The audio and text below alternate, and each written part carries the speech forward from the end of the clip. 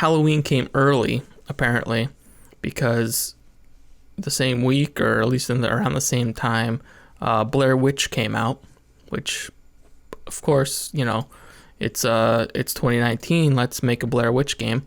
And this is a little bit interesting. So it was first announced at E3 at Microsoft's press conference, and this is by Bloober Team, which is the people that are probably most famous for Layers of Fear. They did Layers of Fear 2, and they also did like a cyberpunk Blade Runner-ish game called Observer between the two Layers of Fear games. And this is their next game. It's on, and it's, has something to do with the Blair Witch. Leigh, what is this game? What can people expect from it? Blair Witch, which, despite what everybody seems to realise, it's still an ongoing franchise. There was a movie out a couple of years back, which I think you completely missed. There was. Yeah, there was an actual sequel to the first one. Yeah. Okay. Yeah, but it's kind of it's weird. It's in Lionsgate, the movie company's foray into bringing back movie-based games, licensed games. But they're doing interesting things with them because they're picking the right teams to do these sort of things. The John Wick game looks very interesting. It's actually a strategic, almost like Hotline Miami sort of game. They've got Bloober to do their, which is the sort of people you would think you get in to do a phoned-in licensed game, and it certainly isn't. It's actually, it's probably their strongest thing since Layers of Fear, because they've had that kind of... Observer was very divisive, I feel. You either really loved, or it kind of really pushed back to you, but kind of pushed back against you a bit. And Layers 2 didn't quite land with people. This is probably their best one since the first one.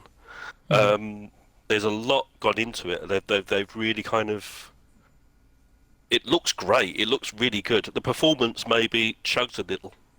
It does kind of strain against it a bit, but the environments... It doesn't quite look like... what was that game? The Vanishing of Ethan Carter. Okay, yeah. Is that the one? Doesn't look quite as good as that, but it's not far off when you kind of have that thing where you... have these environments. It looks really lush. There's a good... I know you like your kind of your texture and your lighting. The way the torch works is fantastic because it makes you feel like it's not a video game. It's the right distribution of light and stuff to give you the eeriness at night. There's quite a bit of kind of...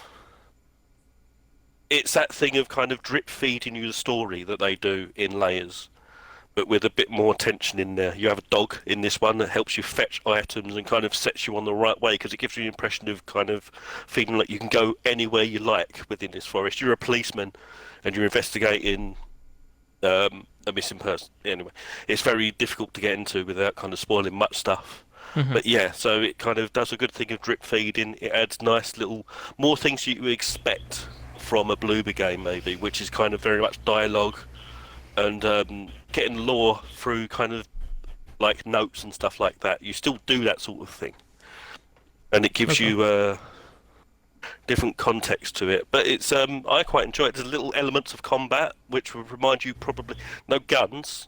It's not kind of, it doesn't turn into Resident Evil or anything, but it's kind of you have a torch that will ward off certain things that come towards you. Like Alan Wake when you used to break the very much like Alan Wake, which I think why everybody thought it was Alan Wake when they saw the trailer. Yeah. But that kind of it's not overused. It's kind of, it'll be thrown in as a set piece every now and again. So it's not you having to do it every 5 minutes. It paces its spooks quite well. Okay. People are confused as to what the connection is with Blair Witch, because I think they kind of base it upon the fact that the first movie is you walk through the woods, you're scared, and then you walk into the room, and then the guy's in the corner and you're scared and stuff. But there's a lot of lore to it. So you don't know how far it's going to go into that, because you've got stuff like things you won't even, like what you're talking about, like Rustin Parr or the Burkittsville 7 and stuff. Like, I used to really be into Blair Witch stuff.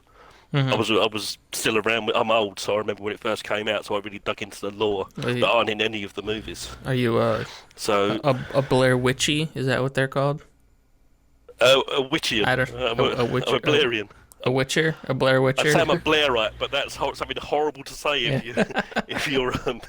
if you're into UK politics. Never say you're a Blairite. All It's right. awful. Um, but yeah, I think it's their best one.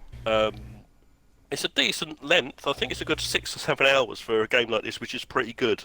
And Okay. the added element of things like this, Okay. the extra bits they add in, puzzles, going to get bits to start off stuff, to get yeah. There's kind of find the valve to get this to do that, and it opens it up a little bit more than the layers. But I think it's probably worth a look, especially since it's on Games Pass. Yeah, And it's on Games Game Pass is Pass. ridiculously Yeah. cheap at the moment. Yeah, you So can get I you can like get it. like 3 years of it for they pay you or something like that at this point. Yeah, Yeah, it's worth it's a a look. it's a good time for Game Pass. Oh, it's always a good time for Game Pass, but this is um specifically because you get Gears 5, you get this game. There's a few other uh significant games that they recently put on, like Stellaris if you're into strategy games, which I tried that console version after playing. I don't know, I probably put in like 300 hours into the PC version. Um, Mm. Boy, I you can play it on console if you want, but that's not where I would recommend it. But that is a very UI heavy game, and I just